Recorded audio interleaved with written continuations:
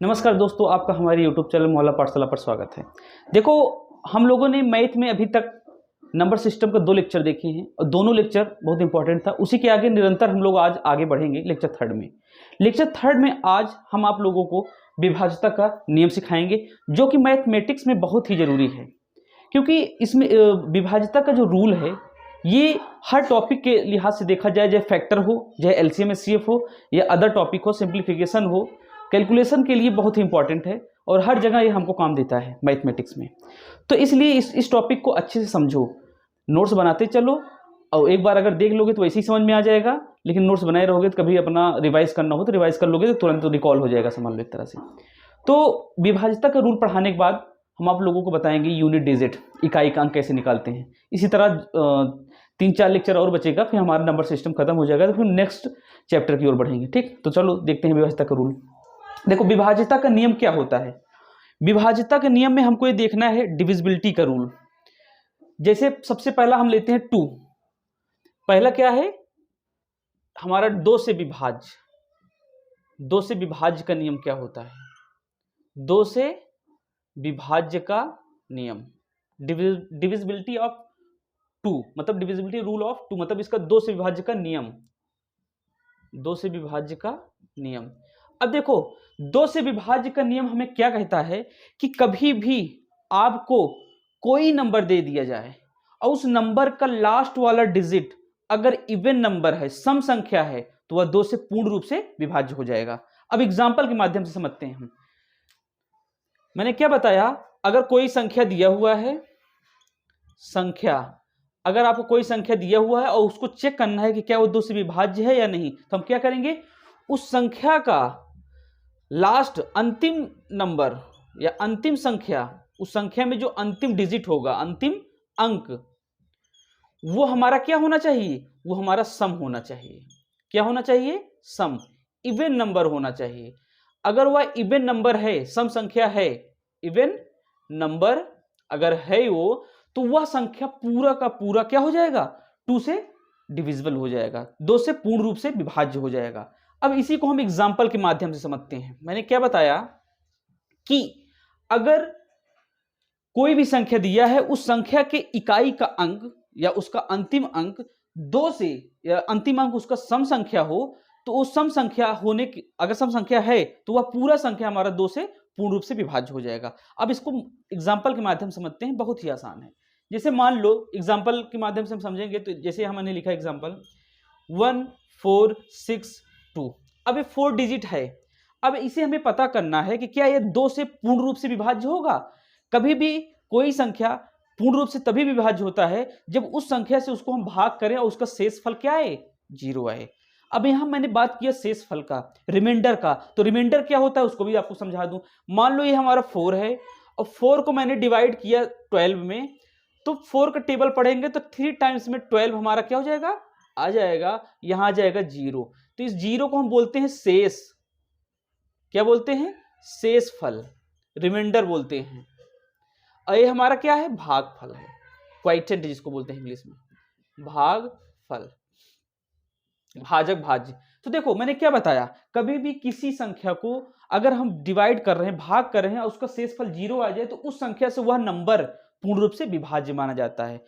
तो ये चीज हम कभी भी क्वेश्चन सॉल्व करते समय कंपिटिटिव एग्जाम में 1 घंटे 1.5 घंटे टोटल समय रहता है और उसमें कई पार्ट में जीएस हो गया, रीजनिंग हो गया, मैथ सब रहता है। तो इतना समय तो हमको रहता नहीं कि हम इसको भाग करें और पता करें कि 4 से या 2 से पूर्ण रूप से विभाज्य होगा कि नहीं, क्योंकि छोटे नंबर तो रहेंगे नहीं। ऐसे 12 रहेगा तो हम तुरंत बता लेंगे, लेकिन अगर 4 डिजिट 5 डिजिट 6 डिजिट में दे दिए तो कैसे करोगे। तो उसके लिए ये रूल हमको अपनाना होगा कि कोई संख्या है, उस संख्या का अंतिम अंक या हम बोले इकाई का अंक, उस संख्या का इकाई का अंक या अंतिम अंक, इकाई का अंक या अंतिम अंक, कोई कुछ भी बोल सकते हो, वो सम संख्या हो तो वह 2 से पूर्ण रूप से विभाज्य होगा। जैसे मैंने बताया कि 1 4 6 2, क्या यह 2 से पूर्ण रूप से विभाज्य है, तो हम इसको इसके माध्यम से चेक करेंगे।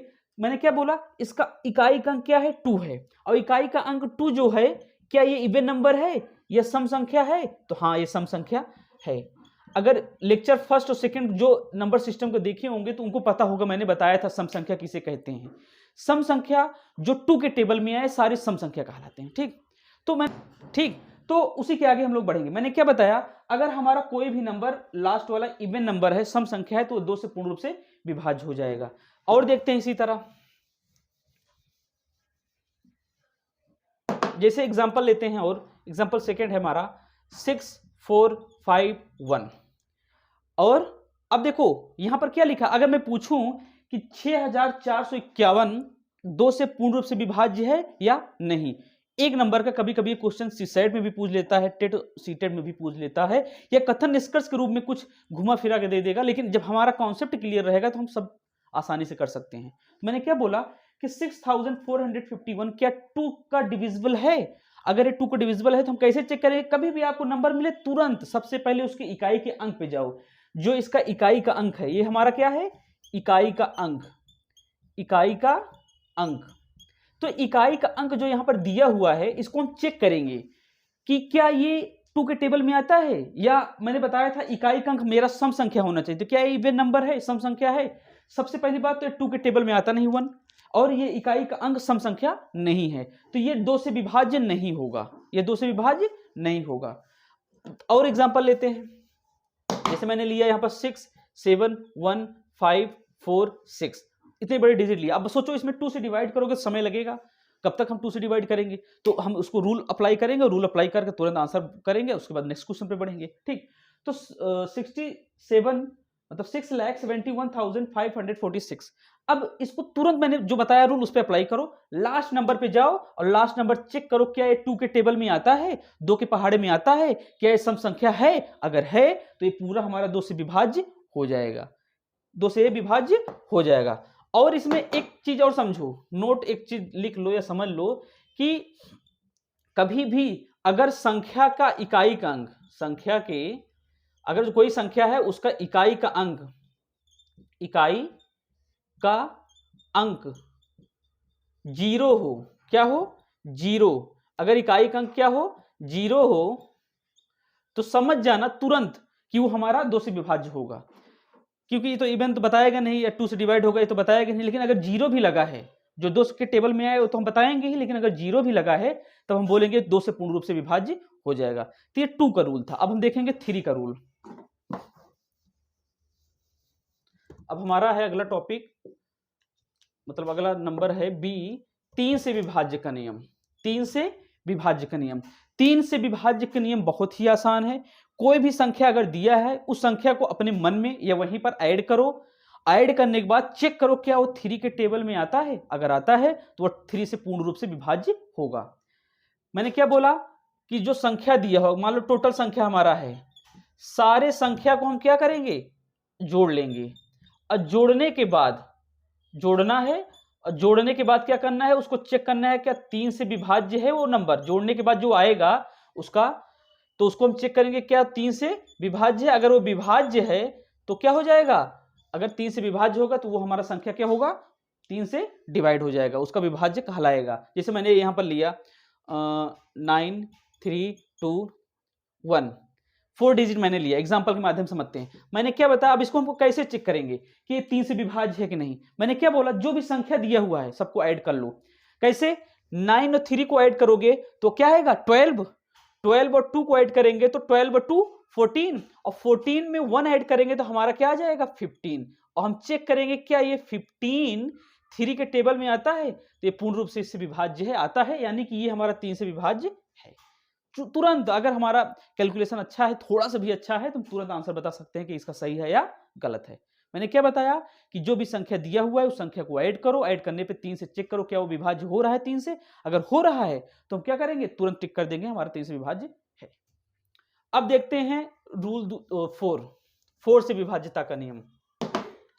4 से विभाज्य का नियम, 4 से विभाज्य का नियम का मतलब है कि कभी भी जो इकाई का अंक हो, मतलब 1 से 10, जैसे दो लास्ट के 2 डिजिट चेक करो, अगर लास्ट के 2 डिजिट, लास्ट के 2 अंक 4 से डिवाइड हो जा रहा है तो वो पूरा 4 से डिवाइड हो जाएगा। जैसे मान लो मैंने लिखा यहां पर ऐसे, तो इसमें पूरे केवल 2 नंबर चेक करो, ये क्या वो 4 के टेबल में आ रहा है? 4 5 जा 20, मतलब कि ये 4 से डिवाइड हो जाएगा। जैसे मैंने यहां लिखा 6 7 1 1 2 0 2 4, इतना बड़ा संख्या है, अब मुझे पता करना है कि क्या 4 से विभाज्य है, तो हम लास्ट के 2 डिजिट तुरंत चेक करेंगे कि 4 के टेबल में आएगा। अगर ये लास्ट के 2 डिजिट 4 के टेबल में आएगा तो ये पूर्ण रूप से विभाज्य माना जाएगा। तो ये 4 का रूल है। 4 का रूल कैसे हम निकालेंगे, ये है। अब देखो अगला 5 का, आसान है, बस थोड़ा 2 वाला समझना था। 5 से विभाज्य का नियम। 5 से विभाज्य का नियम का मतलब हुआ, अगर कभी भी आपको संख्या, जो संख्या दिया हो, उस संख्या के इकाई का अंक 5 दिख जाए या 0 दिख जाए, तो समझ लो वो 5 से क्या होगा, पूर्ण रूप से विभाज्य होगा। 5 से पूर्ण रूप से विभाज्य होगा। अगर इकाई का अंक हमारा 5 हो या 0 हो तो 5 से पूर्ण रूप से विभाज्य माना जाएगा। इसको आप लोग नोटिस कर लो, ठीक। तो अभी हम लोगों ने क्या पढ़ा, 2 से विभाज्यता का नियम पढ़ा, 3 से विभाज्य का नियम पढ़ा, 4 से पढ़ा, 5 का। अब आगे हम लोग पढ़ेंगे 6, 7, 9, 11, 10। 11 तक इंपॉर्टेंट है, यहीं तक जो क्वेश्चन पूछता है, ज्यादा पूछता है। तो नेक्स्ट वीडियो में हम लोग विभाज्यता का रूल, जो अगला टॉपिक बनेगा रूल लेक्चर 4 में, अब उसमें देखेंगे। आप लोग कोशिश करिए, जितना ज़्यादा से ज़्यादा वीडियो को शेयर करिए, सब्सक्राइब करिए और लाइक करिए। और बहुत मतलब जहाँ जहाँ तक आपके जो भी टच में हैं, रिलेशन में, दोस्त में, सभी को शेयर करो। थोड़ा मदद करना पड़ेगा आप लोगों को चैनल को प्रोग्रेस करने के लिए, ठीक। Thank you so much.